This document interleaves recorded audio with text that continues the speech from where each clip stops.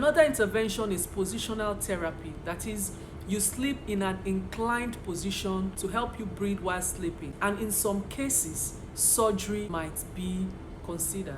It's very crucial to address sleep apnea promptly, because ignoring it can lead to serious health complications. You may have relatives or you have a partner that snores loudly and stops breathing while sleeping. It's not something to be ignored. You need to take prompt action. You need to see a health specialist that is a consultant in sleep therapy. You just need to seek help immediately.